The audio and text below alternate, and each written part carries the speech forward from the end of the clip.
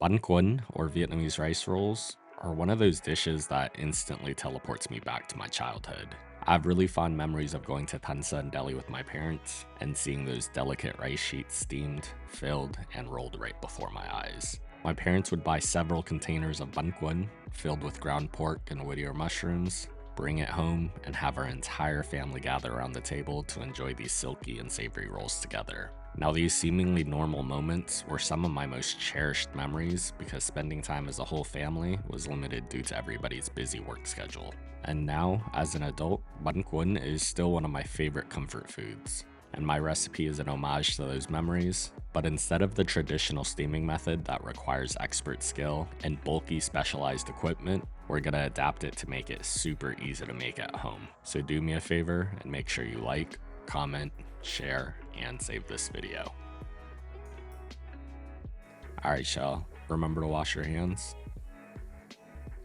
Now the first thing we'll do is make our filling, and we'll start by rehydrating a third cup of dried Whittier mushrooms in room temperature tap water for about 10 minutes. The ones I'm using today are already cut into strips, but if you can only find the whole ones, those work too, as we'll be cutting it all up either way. When the Whittier mushrooms have softened, I'm gonna drain the water and give that a quick rinse, and then also make sure that you squeeze out any excess water as well.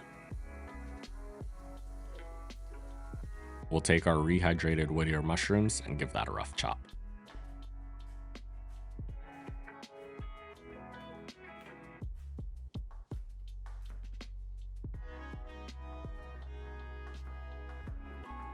Then to a pan on medium-high heat, we'll add in a splash of oil. We'll finally dice up some shallots.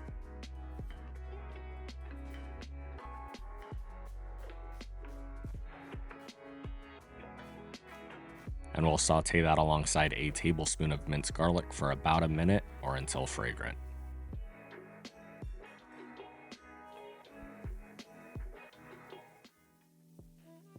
Then to the pan, we'll add in half a pound of ground pork, and we'll cook that for a few minutes while breaking up the pork to ensure that there are no large clumps.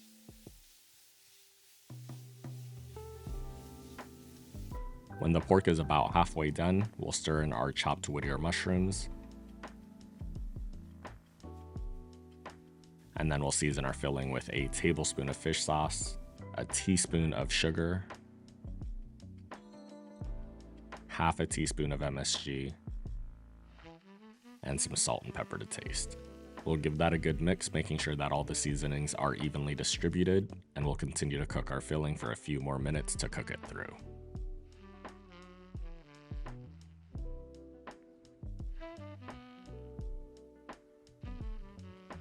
We'll set our filling aside, and then we'll make the batter for our Banh Cuon. So to a big mixing bowl, I'm gonna combine 2 cups of rice flour with a cup of tapioca starch. And the combination of the two will ensure that our batter is light and has a slightly chewy and silky texture. And if you like this recipe and you wanna learn how to make more of your favorite Vietnamese and Asian dishes, make sure you subscribe and turn on your notifications to stay up to date on all my latest posts.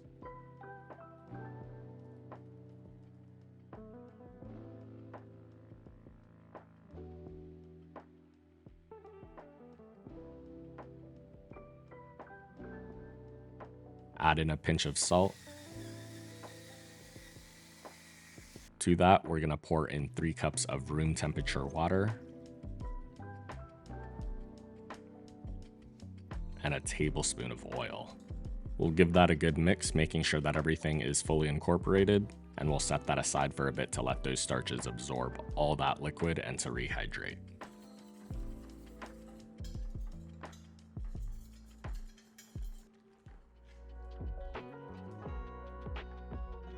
And while that's vibing out, we'll quickly prep all of our sides, sauces, and garnishes. First up, I have an English cucumber, and we'll cut that into slices on a bias. Stack a few of them up, and then we'll cut into strips.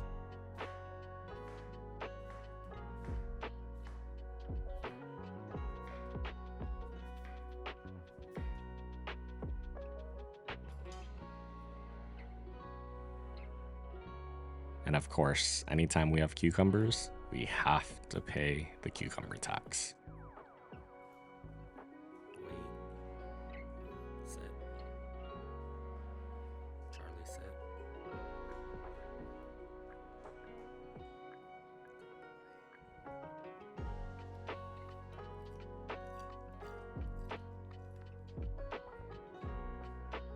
Then I have some bean sprouts, and you can serve this raw, but if you know me, then you know I hate bean sprouts. So we're gonna give them a quick blanch in some salted water. And then we'll drain and rinse the bean sprouts with cold water to stop the cooking process.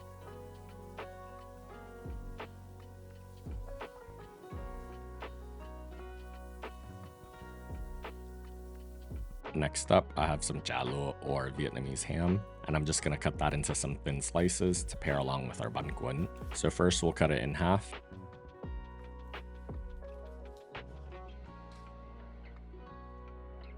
Then again in half lengthwise, and then we'll just cut the shallot into half moon slices.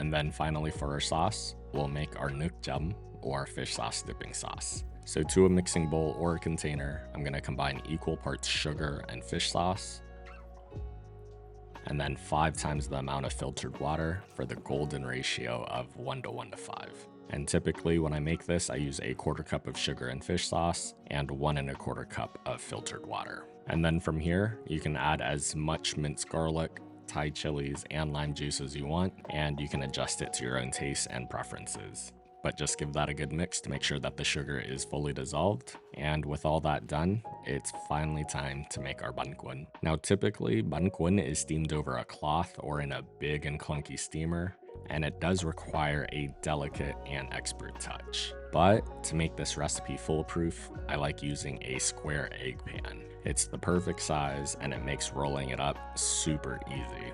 I'll have this exact pan linked in the description so you can get your own, but whichever pan you decide to get, just make sure that it also comes with a lid.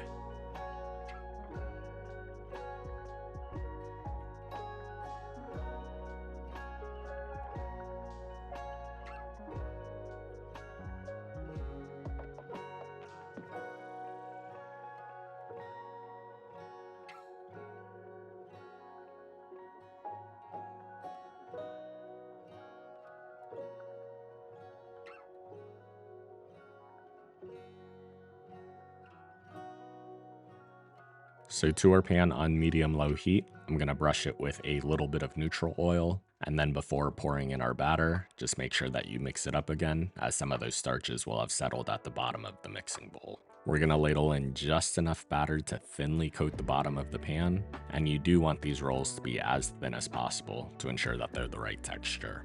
Then I'm gonna cover our pan and let that cook and steam for about 30 to 45 seconds, or until the sheets have cooked through and have turned slightly translucent. Then we'll take a couple spoonfuls of our ground pork filling and we'll add it towards the bottom of our roll.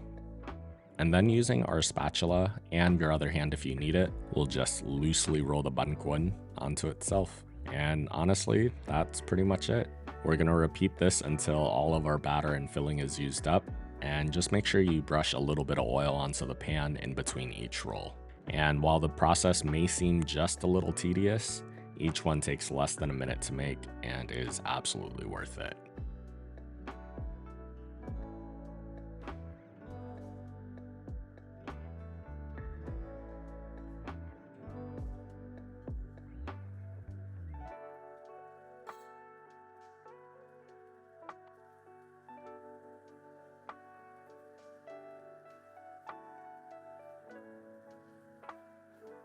Now once we have all of our Banh Cuon made, it's time to plate. So we'll add several Banh Cuon to our plate.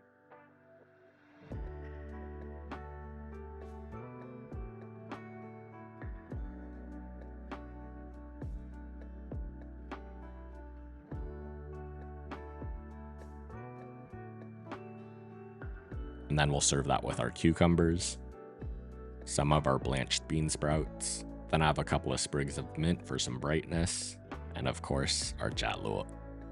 We're gonna garnish this with some fried shallots. And then we'll finish it with our nuoc cham.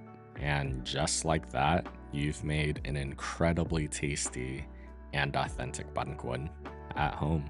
As always, the principal recipe is on my blog at feedthepudge.com. And if you've made it this far, let me know in the comment section what's a comfort food that reminds you of home. Thanks for watching, and I hope you enjoy.